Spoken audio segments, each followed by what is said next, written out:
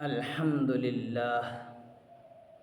الحمد لله رب العالمين والعاقبة للمتقين والصلاة والسلام على سيد الأنبياء والمرسلين وعلى آله وأصحابه وأهل بيته وأزواجه وذرياته ومن تبعهم بإحسان إلى يوم الدين. أما بعد فأعوذ بالله من الشيطان الرجيم. بسم الله الرحمن الرحيم. أقم الصلاة لدلوك الشمس إلى غسق الليل وقرآن الفجر إن قرآن الفجر كان مشهودا ومن الليل فتهجد به نافلة لك عسى أن يبعثك ربك مقاما محمودا وقل رب أدخلني مدخل صدق وأخرجني مخرج صدق واجعل لي من لدنك سلطانا نصيرا وقل جاء الحق وزهق الباطل إن الباطل كان زهوقا وننزل من القرآن ما هو شفاء ورحمة للمؤمنين ولا يزيد الظالمين إلا خسارا. صدق الله العلي العظيم وبلغنا رسوله النبي الأمي الكريم ونحن على ذلك لمن الشاهدين والشاكرين والحمد لله رب العالمين. اللهم صل على محمد وعلى آل محمد كما صليت على إبراهيم وعلى آل إبراهيم إنك حميد مجيد. اللهم بارك على محمد وعلى آل محمد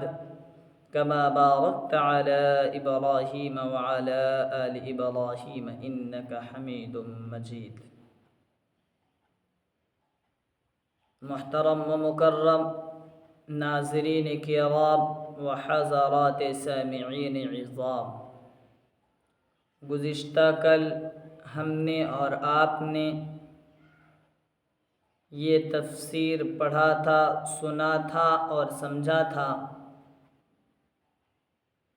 کہ اسلام کے اندر بنیادی عقائد 3 ہیں. ان 3 میں سے نمبر 1 پر توحید، نمبر 2 پر رسالت اور نمبر 3 پر آخرت آتا ہے. ہم اس دنیا کے اندر تمام اچھے کام کرتے ہوں مگر توحید نہیں مانتے، مسلمان نہیں ہو سکتے. سب مانتے ہیں، توحید بھی مانتے ہیں، تمام کرتے ہیں، توحید بھی مانتے ہیں مگر رسالت کا انکار کرتے ہیں، ہم مومن ہو نہیں سکتے. سب کچھ کرتے ہیں، توحید بھی مانتے ہیں، رسالت بھی مانتے ہیں مگر آخرت کے قائل نہیں، ہم مسلمان ہو نہیں سکتے. بہرکیف توحید کو آپ نے پرسوں ہی سنا اور اس کے بعد کل آپ نے آخرت اور رسالت کو سنا. جب آپ رسالت کو سن رہے تھے تو آپ نے ایک آیت سماعت کی تھی، وَإِن كَادُوا لَيَسْتَفِزُّونَكَ مِنَ الْأَرْضِ لِيُخْرِجُوكَ مِنْهَا وَإِذًا لَّا يَلْبَثُونَ خِلَافَكَ إِلَّا قَلِيلًا. اور قریب تھا کہ آپ کے قدم اکھیڑ ہی دیتے اس سرزمین سے تاکہ آپ کو اس سرزمین یعنی مکہ سے نکال دے، لیکن ایسا نہ کر سکا. اب اللہ تبارک و تعالی نے چونکہ مشرکین نے رسول اللہ صلی اللہ علیہ وسلم کو طرح طرح کی تکالیف دی، مسلمانوں کو طرح طرح اذیتوں سے ستایا اور طرح طرح کے مصیبتوں سے مسلمانوں کو ہمکنار ہونا پڑا، تو اب اللہ تبارک و تعالی نماز کا اہتمام کرنے کو کہتے ہیں، کیونکہ نماز کے ذریعے سے مدد ملتی ہے. اس کی دلیل خود قرآن مجید پارہ نمبر 2 سورۃ البقرہ کے اندر پارہ نمبر 2 کے صفحہ نمبر دوسرے پر پارے کا دوسرا صفحہ میں اللہ تبارک و تعالی ارشاد فرماتے ہیں یا ایھا الذین آمنوا استعینوا بالصبر والصلاۃ، اے ایمان والو تم نماز اور صبر کے ذریعے سے مدد طلب کرو۔ تو اب اللہ کے رسول صلی اللہ علیہ وسلم کو ان آیات کے اندر جو آیات ابھی آپ کے سامنے تلاوت کی گئی ہیں، نماز کا اہتمام کرنے کو اول حکم فرمایا۔ چنانچہ ارشاد ربانی ہے اقم الصلاۃ لدلوک الشمس الی غسق اللیل وقرآن الفجر ان قرآن الفجر کان مشہودا، کہ محبوبم صلی اللہ علیہ وسلم آپ نماز کو قائم کیجئے سورج کے ڈھلنے کے وقت سے لے کر رات کے اندھیرا چھانے تک، اور فجر کے پڑھنے کو بھی قائم کیجئے، یقیناً فجر کی نماز کا وقت حاضری کا وقت ہے۔ ان قرآن الفجر کان مشہودا، یقیناً فجر کا وقت فرشتوں کی حاضری کا وقت ہے، فرشتوں کی حاضری کا وقت ہے۔ اس آیت کے اندر اللہ تبارک و تعالی نے 5 نمازوں کا تذکرہ فرمایا۔ آگے فرمایا وَمِنَ اللَّيْلِ فَتَهَجَّدْ بِهِ نَافِلَةً لَكَ، اور رات میں آپ تہجد پڑھیے اور اس کے اندر قرآن کے ذریعے سے تہجد پڑھیے، نافلۃ لک، جو کہ آپ کے لیے ایک زائد عمل ہے۔ عسیٰ ان یبعثک ربک مقاما محمودا، قریب ہے، امید ہے کہ اللہ تبارک و تعالی آپ کو مقام محمود عطا کریں گے۔ بہرکیف تو ان 2 آیتوں کے اندر اللہ تبارک و تعالی نے ہمیں اور آپ کو 6 نمازوں کا حکم فرمایا ہے، جن 6 نمازوں میں سے 5 نمازیں تو ہم پر، آپ پر، سب پر، خود جناب نبی کریم صلی اللہ علیہ وسلم پر بھی فرض ہیں۔ اس کے چھوڑنے کی، اس کے اندر کوتاہی کرنے کی، لاپرواہی کرنے کی اور سستی برتنے کی کوئی گنجائش موجود نہیں۔ لیکن ایک چھٹی نماز جسے تہجد کہا جاتا ہے، وہ پہلے تو فرض تھی لیکن ابھی فرض نہیں، بعد میں اس پر آتا ہوں۔ بہرکیف پہلے ہم آیت کو دیکھیں۔ آیت کے اندر آیا اقم الصلاۃ، نماز کو قائم کیجئے۔ صلی الصلاۃ نہیں کہا، یعنی نماز پڑھیے نہیں کہا، بلکہ اس آیت کے اندر آیا نماز کا اہتمام کیجئے، نماز کو قائم کیجئے، یعنی یہ نہیں کہ صرف وقت ہوا اور مصلی بچھایا اور اپنے گھروں کے اندر، اپنے مقامات پر یا اپنے کاروباری جگہ پر پڑھ لیں، بلکہ قائم کرنے کا مطلب یہ ہے کہ نماز کا اہتمام کیا جائے، اذان بھی ہو، اقامت بھی کہی جائے، لوگوں کے سامنے اذان بھی کہی جائے، لوگوں کو اعلان بھی کر کے بتایا جائے کہ نماز کا وقت ہو گیا ہے، اور قائم کیجئے کہ بعض مفسرین نے مطلب یہ لکھا ہے کہ اس کو اچھی طرح سے ٹھہر کر ادا کیا جائے، اس کو سکون سے اور اطمینان سے پڑھا جائے، قرات اچھی طرح کی جائے، رکوع اور سجدہ اچھا کیا جائے، یعنی تمام کو اچھے سے کیا جائے۔ یہ نہیں کہ آیا اور فٹافٹ پڑھ لیا اور اس کے بعد یہاں سے چلے گئے، ایسا نہیں ہونا چاہیے۔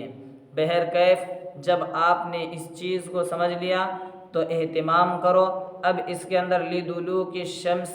إِلَىٰ غَسَقِ اللَّيْلِ،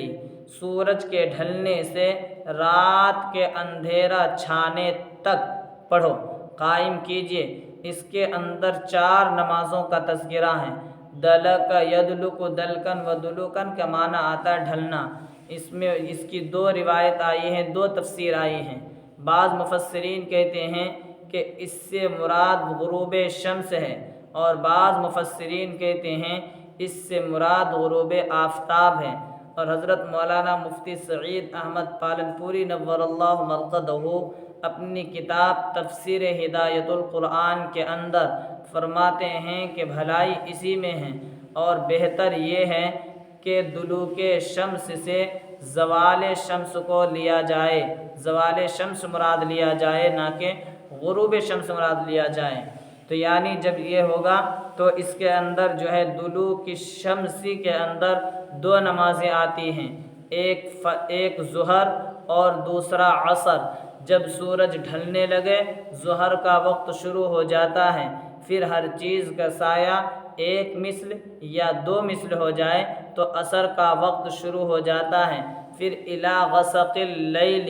رات کی تاریکی چھا جانے تک، جب رات کی تاریکی چھا جانے تک پڑھنا ہے۔ تو جیسے سورج غروب ہوتا ہے تو اس وقت مغرب کی نماز پڑھنی ہے، اور مغرب کے بعد آسمان پر ایک طرح کی کچھ ہی دیر کے بعد ایک سرخی آتی ہے،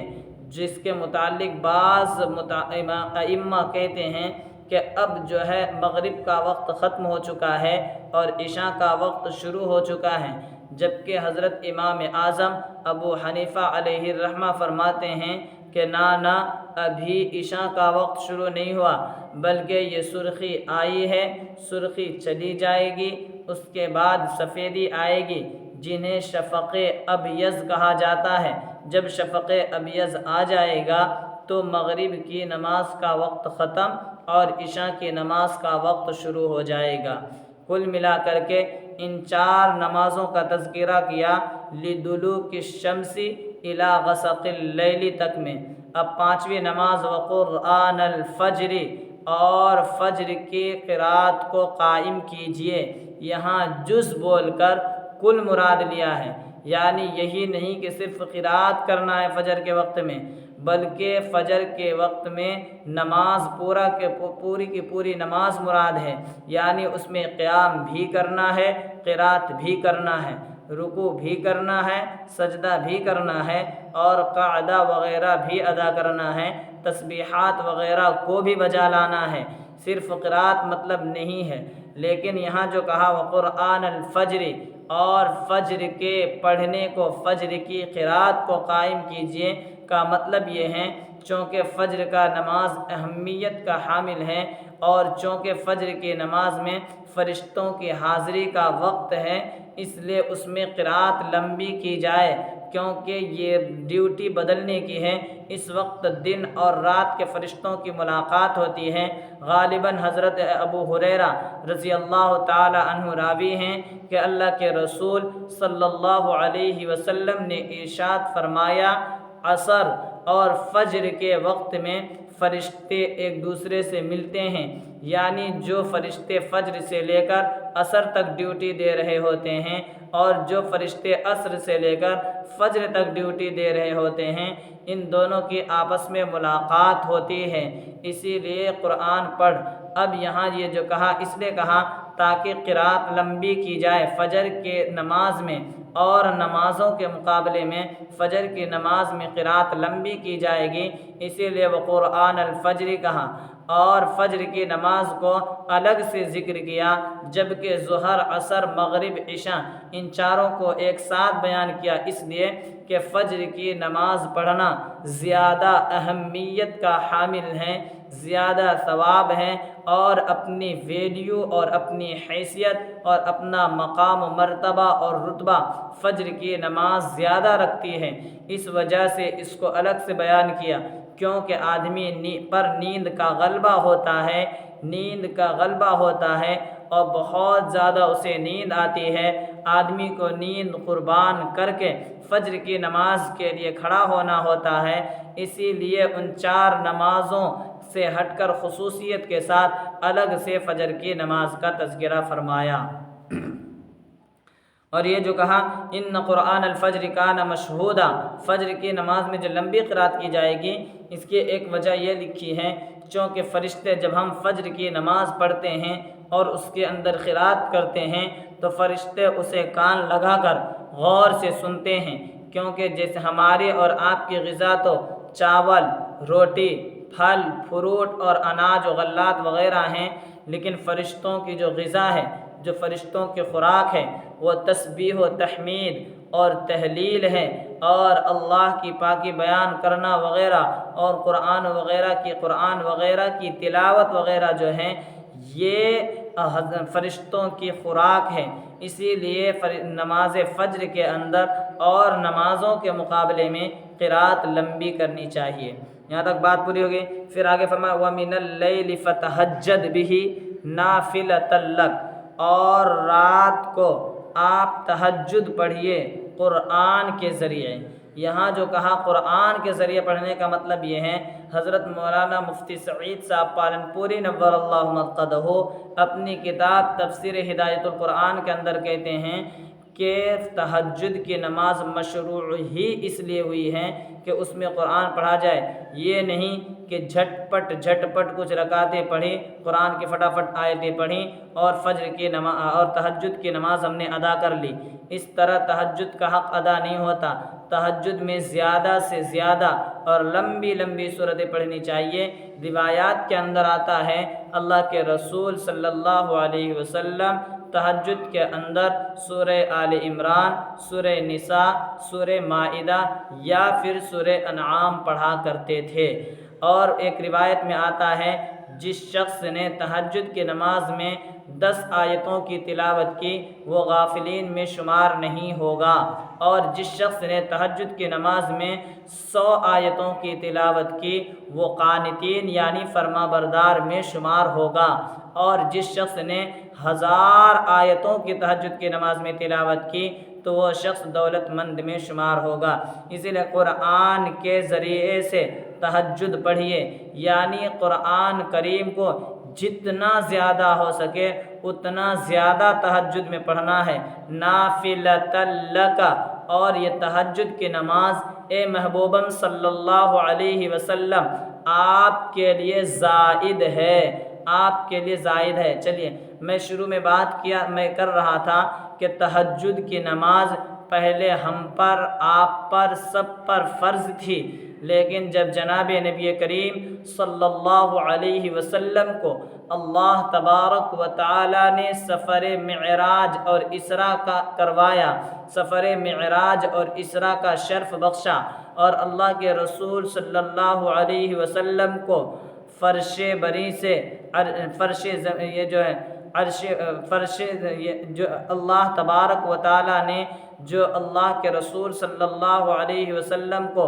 فرش سے عرش پر بلایا، یعنی ساتوں آسمان کے سفر کو کراس کرتے ہوئے اللہ تبارک و تعالی نے عرش پر جو بلایا، اللہ تبارک و تعالی نے جناب نبی کریم صلی اللہ علیہ وسلم کو، اور وہاں جو آپ نے تحفہ دیا نماز کا، یعنی جو 50 نمازیں دی تھیں، اور حضرت موسیٰ علیہ السلام کے مشورے کی وجہ سے، صلاح کی وجہ سے اللہ سے درخواست کر کے نمازیں گھٹاتے 5 رکھ دی گئی تھیں، یعنی جب یہ 5 نمازیں فرض کی گئیں تو اللہ تبارک و تعالی نے تہجد کی فرضیت کو منسوخ کر دیا، یعنی 5 نمازوں کے فرض ہونے سے پہلے تہجد کی نماز امت پر فرض تھی، لیکن جیسے ہی 5 نمازیں فرض کی گئیں تہجد کی نماز کی فرضیت کو ختم کر دیا گیا۔ اب جناب نبی کریم صلی اللہ علیہ وسلم کے متعلق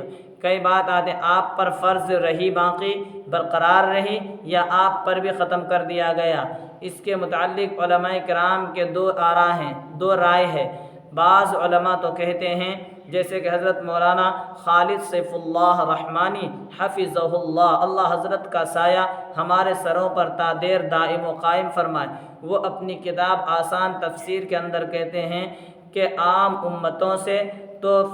تہجد کی فرضیت ختم کر دی گئی تھی، لیکن محمد الرسول اللہ صلی اللہ علیہ وسلم کے ذمے تہجد کی فرضیت برقرار رہی تھی۔ اور حضرت مولانا مفتی سعید احمد پالنپوری نور اللہ مرقدہ اپنی کتاب تفسیر ہدایت القرآن کے اندر کہتے ہیں اس کے متعلق تو 2 روایتیں ہیں، بعض کہتے ہیں کہ حضور پر تہجد کی نماز فرض تھی، اور بعض کہتے ہیں کہ حضور پر یہ پانچ نمازوں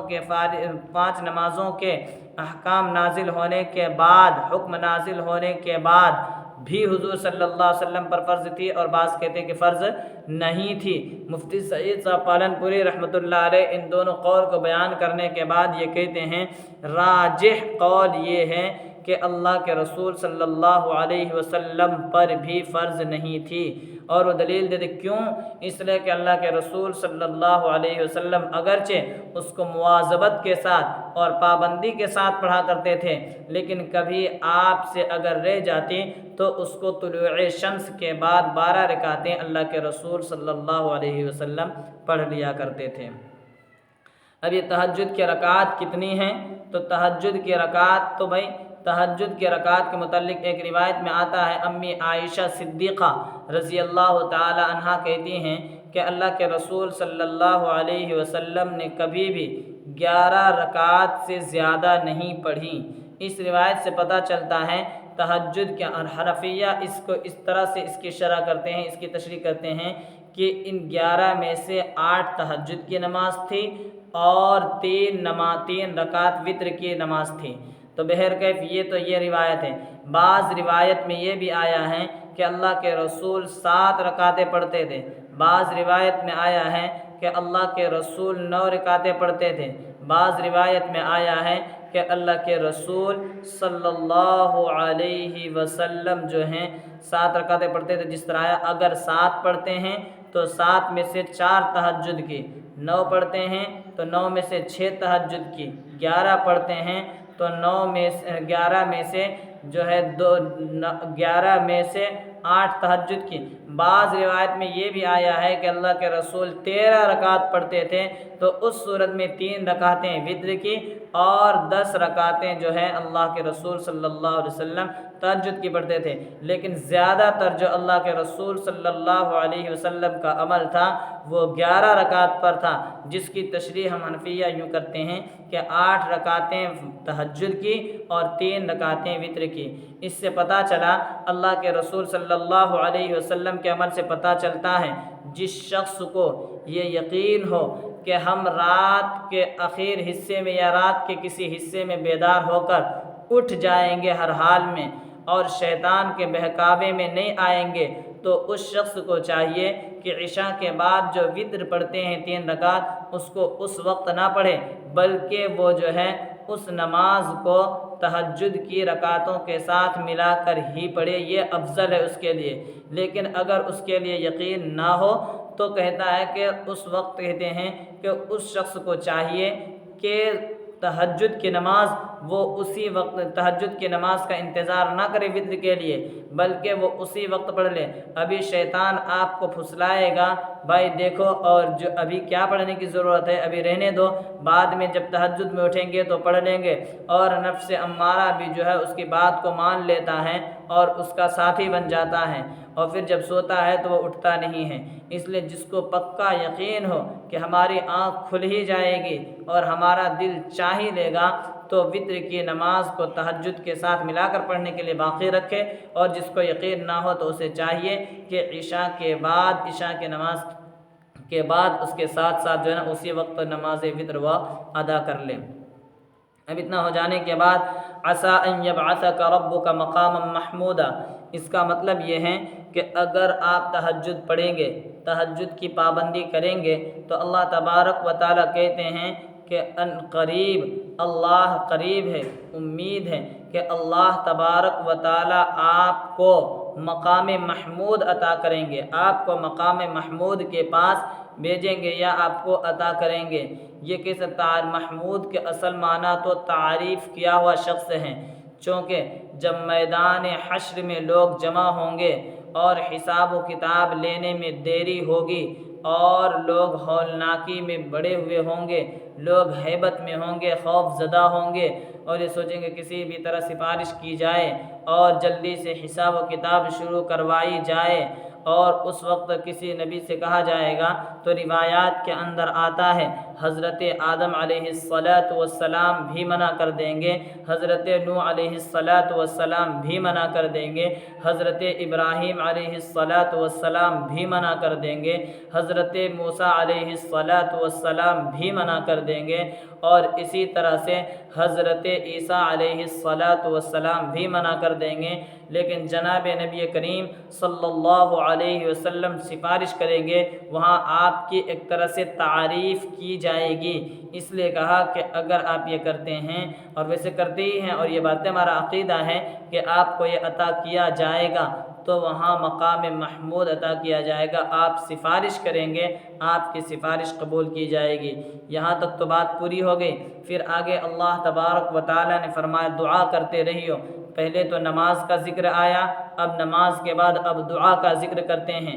وَقُلْ رَبِّ أَدْخِلْنِي مُدْخَلَ صِدْقٍ وَأَخْرِجْنِي مُخْرَجَ صِدْقٍ وَاجْعَلْ لِي مِن لَّدُنكَ سُلْطَانًا نَّصِيرًا وَقُلْ جَاءَ الْحَقُّ وَزَهَقَ الْبَاطِلُ إِنَّ الْبَاطِلَ كَانَ زَهُوقًا۔ اس کے متعلق دو روایت ہیں۔ اس آیت کے اندر مدخل صدق و اخرجنی مخرج صدق، یعنی اس کے اندر نکلنے کا بھی تذکرہ ہے اور اس کے اندر داخلے کا بھی تذکرہ ہے۔ بعض مفسرین کہتے ہیں نکلنے سے مراد مکہ سے نکلنا مراد ہے، اور داخل ہونے سے مراد مدینہ کے اندر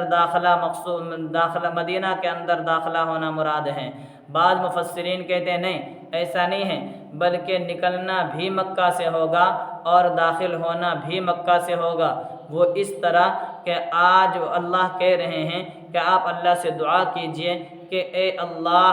دین کی تبلیغ کے لیے، دینی تعلیم کی نشر و اشاعت کے لیے آپ مجھے اچھی طرح سے نکال دیجئے، دشمنوں کے نرغے سے نکال دیجئے، باحفاظت یہاں سے نکال دیجئے اور مدینہ میں پہنچا دیجئے۔ اگر وہ والی تفسیر مان لیں، اور اگر یہ تفسیر مانیں کہ نکلنا بھی مکہ سے اور داخل ہونا بھی مکہ سے، یعنی اس کا مطلب یہ ہوگا کہ ابھی ہم مکہ سے نکل جائیں، پھر اے اللہ دوبارہ ہم کو سرخ روئی کے ساتھ، عزت نفس کے ساتھ ہمیں اس کے اندر داخل کیجیو۔ یہ دعا پہلے ہی کی جا رہی ہے، اور اللہ تبارک و تعالیٰ نے قُلْ جَاءَ الْحَقُّ وَزَهَقَ الْبَاطِلُ إِنَّ الْبَاطِلَ كَانَ زَهُوقًا کہہ کر پیشین گوئی پہلے ہی کر دی ہے کہ آپ یہ بھی دعا کرتے رہیے گا اور یہ بھی دعا کرتے رہیے گا کہ حق مٹ چکا ہے اور حق آ چکا ہے، باطل مٹ چکا ہے، اور باطل تو تھا ہی مٹنے والا۔ حضرت عبداللہ بن مسعود رضی اللہ تعالی عنہ راوی ہیں کہ یہ جو پیشین گوئی پہلے آئی ہے، پھر اللہ کے رسول صلی اللہ علیہ وسلم نے سن 8 ہجری کے اندر مکہ مکرمہ فتح کیا، اور جب مکہ مکرمہ فتح کیا تو کعبۃ اللہ کے ارد گرد 360 بت رکھے ہوئے تھے، 360 بت رکھے ہوئے تھے، اور اللہ کے رسول صلی اللہ علیہ وسلم کے پاس ایک عصا تھی، ایک لاٹھی تھی، جس کا تذکرہ حضرت مولانا خالد سیف اللہ رحمانی حفظہ اللہ نے اپنی کتاب آسان تفسیر کے اندر کیا ہے۔ اللہ کے رسول وہ اس سے اشارہ کیے جاتے، بعض روایات میں تیر کا تذکرہ آیا ہے، اور اس کے اگلے حصے پر لگائے جاتے، اور وہ بت جو ہے اوندے منہ گرتے جاتے، اور اللہ کے رسول پڑھتے جاتے تھے قُلْ جَاءَ الْحَقُّ وَزَهَقَ الْبَاطِلُ إِنَّ الْبَاطِلَ كَانَ زَهُوقًا، حق آ چکا ہے، باطل مٹ چکا ہے، اور باطل تو آیا ہی تھا مٹنے کے لیے۔ یہ پڑھتے جاتے، اس طرح سے اللہ تبارک و تعالیٰ نے آپ کو یہ عطا کیا۔ اس روایت سے، اس آیت سے یہ پتہ چلتا ہے کہ اللہ کے رسول نے، جب یہ روایت سے پتہ چلتا ہے کہ جب اللہ کے رسول نے توڑ دیا، تو جو بھی چیز گناہ کی ہوگی اگر ہمارے بس میں ہو، ہمارے اختیار میں ہو، تو اس کو توڑ دینا چاہیے۔ اور یہ جو آیا کہ اللہ کے رسول صلی اللہ علیہ وسلم نے بتوں کو گرایا، تو اس کا یہ مطلب ہرگز نہیں کہ اسلام جو ہے دوسرے کے گرجا گھروں پر، دوسرے کے مندروں پر، دوسرے کے معبد خانوں پر، یعنی دوسرے کی عبادت گاہوں کو گراتے ہیں اور اسے اپنی عبادت گاہ بناتے ہیں، ایسا نہیں ہے۔ بلکہ اس کو جو واقعہ آیا ہے مکہ کے متعلق، تو وہ چونکہ پہلے اللہ تبارک و تعالیٰ کے حکم سے حضرت ابراہیم علیہ السلام نے بنایا تھا۔ پہلے وہ معبد الہی تھا، یعنی اللہ کی عبادت کرنے کی جگہ تھی، نہ کہ بتوں کی عبادت کرنے کی جگہ۔ پھر بعد میں بتوں نے لے لیا تو ہم نے اسے واپس لیا ہے، وہ پہلے سے ہی ہمارا تھا، ورنہ یہ نہیں کہ ہم دوسرے کی عبادت گاہوں کو ہم منہدم کرتے ہیں۔ اس سے پتہ چلا اگر ہم، اور اس واقعے سے یہ بھی پتہ چلتا ہے اس آیت سے، کہ اگر ہم کسی ایسی جگہ رہ رہے ہیں جہاں ہمارے لیے دشوار ہو، ہمارے لیے کوئی قدم اٹھانا نقصان دہ ہو، تو ہمیں نہیں اٹھانا چاہیے۔ دیکھیں اللہ کے نبی صلی اللہ علیہ وسلم نبوت ملنے کے بعد 13 سال تک مکہ میں رہتے ہیں، لیکن کبھی بھی ان کے خلاف یعنی مکہ وغیرہ پر چڑھائی نہیں کی، کیونکہ ابھی ہمارے پاس طاقت نہیں آئی ہے، ہمارے پاس قدرت نہیں آئی ہے۔ یہاں تک کہ اللہ کے رسول صلی اللہ علیہ وسلم جب مدینہ ہجرت کر کے آئے اور سن 7 ہجری کے اندر عمرہ کرنے کے ارادے سے مکہ گئے اور کافروں نے نہیں جانے دیا، تو اس وقت بھی اللہ کے رسول صلی اللہ علیہ وسلم نے کچھ نہیں کیا، بلکہ سن 8 ہجری کے اندر جب ہم غلبے میں آ گئے، ہماری قوت بحال ہو گئی، تو پھر ہم نے جا کر کے مکہ کو فتح کیا۔ اس سے اس بات کا ثابت ہوتی ہے کہ اگر ہمارے پاس طاقت نہیں ہے، ہمارے پاس قوت نہیں ہے، تو ہمیں ایسے موقع سے خاموش رہنا چاہیے۔ وہاں پر اپنی جرأت مندی دکھانا، بہادری دکھانا، یہ ایک طرح سے خودکشی ہوگی۔ بہرکیف پھر آگے اللہ فرماتے ہیں وَنُنَزِّلُ مِنَ الْقُرْآنِ مَا هُوَ شِفَاءٌ وَرَحْمَةٌ لِّلْمُؤْمِنِينَ، جو کچھ قرآن کے اندر ہم اتارتے ہیں وہ مومنوں کے لیے شفا ہے اور مومنوں کے لیے رحمت ہے۔ یہ روحانی چیزیں، روحانی اعتبار سے یہ مومنوں کے لیے بھی شفا ہے اور مومنوں کے لیے شفا ہے، اور رحمت بھی مومنوں کے لیے شفا ہے۔ لیکن اگر بعض اوقات یہ بھی دیکھا گیا ہے کہ اس سے جسمانی علاج بھی کیا جا سکتا ہے، جیسا کہ حضرت مولانا مفتی شفیع عثمانی نور اللہ مرقدہ نے اسی وَنُنَزِّلُ مِنَ الْقُرْآنِ کے آیت کے تفسیر کے تحت تفسیر معارف القرآن کی 5ویں جلد میں اس کے صفحہ نمبر 522 پر ارشاد فرمایا کہ حضرت ابو سعید خدری رضی اللہ تعالی عنہ کی حدیث آئی ہے کہ ایک مرتبہ صحابہ کرام رضوان اللہ تعالی علیہم اجمعین کی جماعت سفر میں تھی، اور اتفاق سے کسی دیہات کے رئیس کو، کسی گاؤں کے رئیس کو بچھو نے کاٹ لیا۔ تو ان صحابہ سے پوچھا گیا کیا تم اس کا علاج کر سکتے ہو؟ تو انہوں نے 7 مرتبہ سورۃ الفاتحہ پڑھ کر دم کر دیا تو وہ مریض اچھا ہو گیا۔ پھر اس بات کا تذکرہ رسول اللہ صلی اللہ علیہ وسلم کے سامنے کیا گیا تو آپ صلی اللہ علیہ وسلم نے اسے جائز قرار دیا۔ پتہ چلا قرآن جس طرح روحانی شفا دیتا ہے، اسی طرح سے جسمانی شفا بھی دیتا ہے۔ روحانی شفا یہ ہے کہ ہمارے دلوں سے کفر اور عقائد باطلہ اور کفر و شرک کی نفرت ہوتی ہے ہمارے دلوں کے اندر، اور عقائد باطلہ جو ہے ہمارے دلوں سے باہر نکل جاتے ہیں، یہ روحانی شفا ہے۔ اور جسمانی شفا جس طرح ہم نے کہا کوئی چیز بخار وغیرہ آ جائے، کچھ بھی آ جائے تو اس کا علاج بھی کر سکتے ہیں۔ یہ روحانی شفا تو صرف اور صرف مومنوں کو ہی ملتی ہے، لیکن جہاں تک بات رہی جسمانی شفا کی تو جسمانی شفا کافر، اور اصل جو قرآن نازل ہوا ہے وہ روحانی شفا کے لیے نہ کہ جسمانی شفا کے لیے۔ تو روحانی شفا صرف مومنوں کو ملتی ہے، اور جسمانی شفا جو ہے مومنوں کو بھی مل جاتی ہے اور کافروں کو بھی مل جاتی ہے، جیسا کہ بعض کافروں پر دم کرنے کو روایات سے اور صحابہ کرام رضوان اللہ تعالی علیہم اجمعین کے آثار سے ثابت ہے کہ کفار پر بھی دم کیا گیا، اور ان پر جو ہے اس طرح سے یہ تمام چیزیں ثابت ہوئی ہیں اور وہ لوگ صحیح ہوئے ہیں۔ یہ تو مومنوں کے لیے۔ اور روحانی شفا کی بات کریں تو وَلَا يَزِيدُ الظَّالِمِينَ إِلَّا خَسَارًا، یہ ظالموں کو تو بس بڑھتا ہی چلا جاتا ہے اس کا مرض، اس کو لیے فائدہ نہیں ہے بلکہ اسے نقصان ہی ہوتا جاتا ہے۔ یعنی جیسے جیسے قرآن کی آیت اترتی ہے وہ انکار کرتے جاتے ہیں، اور جو وہ انکار کرتے جاتے ہیں اللہ تبارک و تعالی کے پاس ان کو ہلاک کرنے کی، ان کو تباہ و برباد کرنے کی یا ان کو عذاب دینے کی وجہ بھی آپ کے پاس مہیا ہوتی چلی جاتی ہیں۔ تو بہرکیف ان تمام باتوں کو اپنے ذہن کے اندر بٹھائی جائے اور آخر میں ترجمہ دیکھا جائے، پھر اس کے بعد بات ختم کرتے ہیں انشاءاللہ تبارک و تعالی۔ دیکھیں، اقم الصلاة لدلوک الشمس الى غسق اللیل وقرآن الفجر۔ آپ محبوبم صلی اللہ علیہ وسلم نماز کو قائم کیجیے سورج کے ڈھلنے کے وقت سے لے کر رات کے اندھیرا چھا جانے تک، وقرآن الفجر اور فجر کے پڑھنے کو قائم کیجیے۔ ان قرآن الفجر کان مشہودا، اس لیے کہ فجر کا وقت فرشتوں کی حاضری کا وقت ہے۔ وَمِنَ اللَّيْلِ فَتَہجَّدْ بِهِ نَافِلَةً لَكَ، اور رات کو قرآن کے ذریعے آپ تہجد پڑھیے جو کہ آپ کے لیے ایک زائد عمل ہے۔ عَسَىٰ أَن يَبْعَثَكَ رَبُّكَ مَقَامًا مَحْمُودًا، امید ہے کہ آپ کا پروردگار آپ کو مقام محمود پر بھیجے گا یا مقام محمود عطا کرے گا۔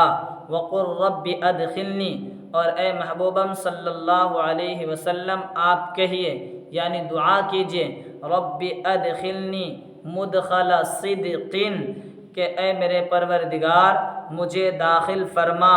سچا داخل کرنا، وَأَخْرِجْنِي مخرج صدق، اور مجھے نکال سچا نکالنا، وَاجْعَلْ لِي، اور مجھے عطا کر، من لدن کا اپنی طرف سے، سلطانا نصیرا، حکومت والی مدد۔ وَقُلْ جَاءَ الْحَقُّ، اور اے محبوبم صلی اللہ علیہ وسلم آپ یہ بھی کہتے جائیے، جاء الحق وزہق الباطل، حق آ چکا ہے اور باطل مٹ چکا ہے۔ ان الباطل کان زہوقا، یقیناً باطل تو ہے ہی مٹنے والا۔ وننزل من القرآن ما هو شفاء ورحمة للمؤمنین، اور قرآن میں سے ہم جو کچھ اتارتے ہیں وہ مومنوں کے لیے شفا اور رحمت ہے۔ ولا یزید الظالمین الا خسارا، اور ظالموں کے لیے اور ظالموں کو اللہ تبارک و تعالی گھاٹے ہی میں بڑھاتا ہے۔ اللہ تبارک و تعالی ہمیں اور آپ کو کہنے سننے سے زیادہ عمل کرنے کی توفیق عطا فرمائے، آمین۔ اقول قولی ھذا واستغفر اللہ لی ولکم ولسائر المسلمین فاستغفروہ انہ ھو الغفور الرحیم، وآخر دعوانا ان الحمد للہ رب العالمین۔ سبحان اللہ وبحمدہ، سبحانک اللہم